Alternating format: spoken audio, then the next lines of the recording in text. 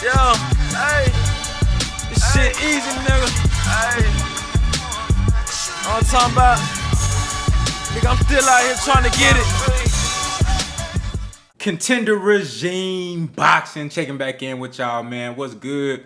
So, as I stated in the last video, man, I really wanted to touch on SHAKUR Stevenson's interview with $1 Million Worth of Game. Again, shout out to Gilly, shout out to Wallow. I really love what those brothers are doing with their platform, man. They're really running it up and doing their thing, so salute to them.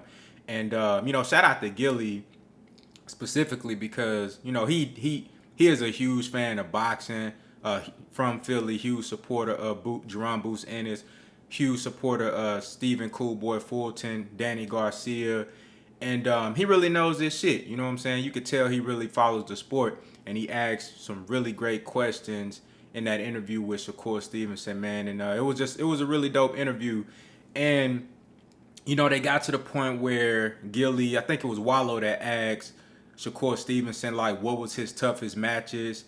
As far as he asked him first, like who on your hit list, who you want to fight the most, who the guys that you got marked down. And he was like, anybody at 135. And then Wallow was like, nah, I need you to get specific. And then of course he named off Devin Haney, who is now the undisputed champion of the world.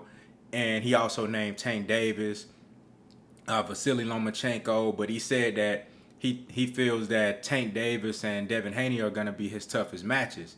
And, and that's, I think most of us who really know the sport, who really have been paying attention to SHAKUR Stevenson, understands his skill set, really know what we're watching in there. And then the same thing with Tank Davis and Devin Haney. I think most of us have those same sentiments. Most of us feel like the toughest match for him is going to be Devin Haney and Tank Davis in and around 135. As of for right now, of course, you got Frank Martin, who I'm a huge fan of. I think that guy is going to be great.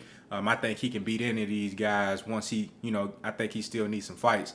You know what I'm saying? But it's a lot of talent. Keyshawn Davis, it's a lot of talent in and around that division. But SHAKUR Stevenson also, when speaking about the Tank Davis matchup, they was asking him, they was like, well, what about Tank makes you think, because of course he picks himself in all of those fights.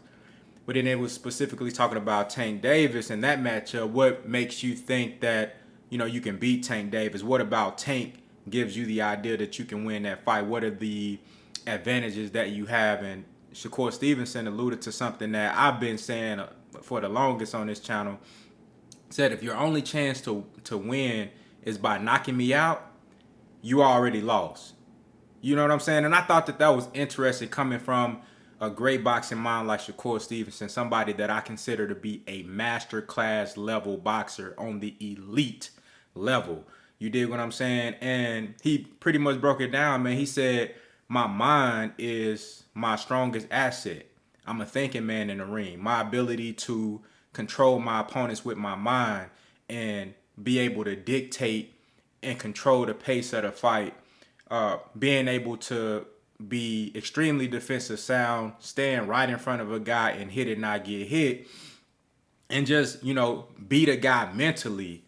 He said that if your only chance to beat me is to knock me out, then you have no shot to win. And of course, we all know anything can happen in boxing. Tank could very well land a perfect shot and knock him out. That's a possibility. But I totally agree with SHAKUR Stevenson when it comes to skills pay the bills. It's the most important thing in boxing. And then also styles make fights.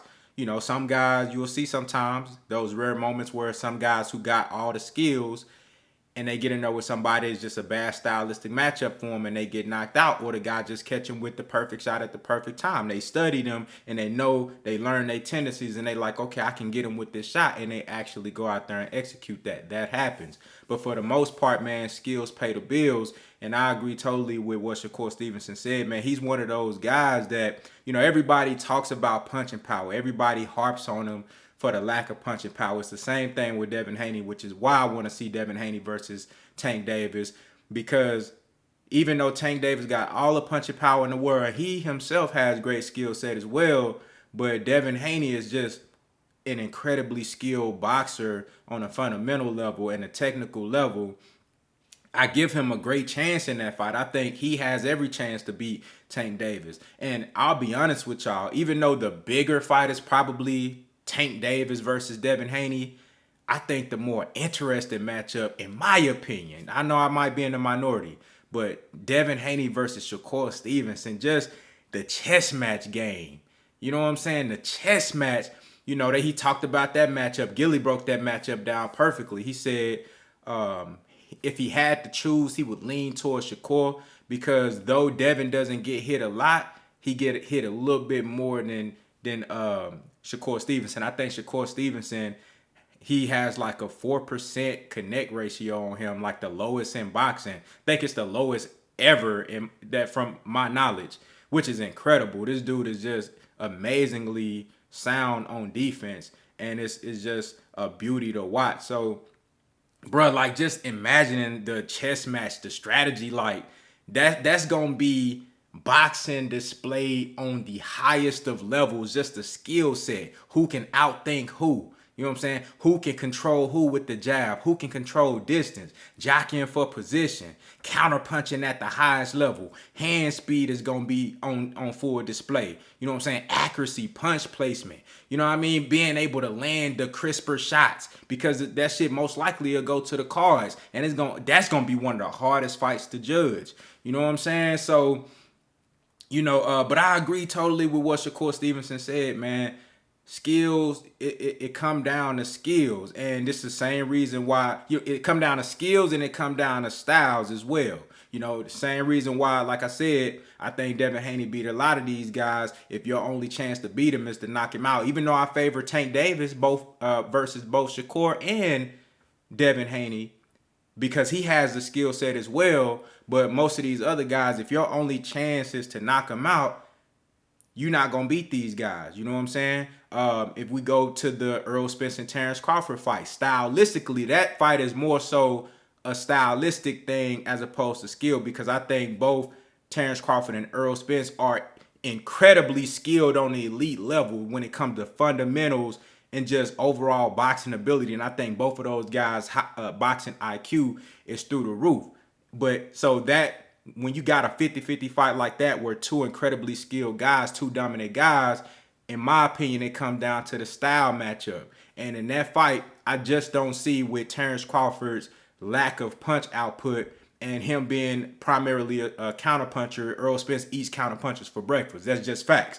If you just look at Errol Spence's history, he eat counterpunchers for breakfast because all they gonna do is wait on him. And when you let Errol Spence be first, he gonna be first. And if you can't knock him out and it goes to a decision, you not winning the fight because he gonna beat you off a sure punch rate, output, work rate, jab, bodying your ass up, physicality, angles, leverage. He gonna beat you with all that shit, bro. You know what I'm saying? If you can't knock him out. So your best chance to beat Errol Spence, this don't only go for Terrence Crawford, this go for anybody. You gotta hurt him.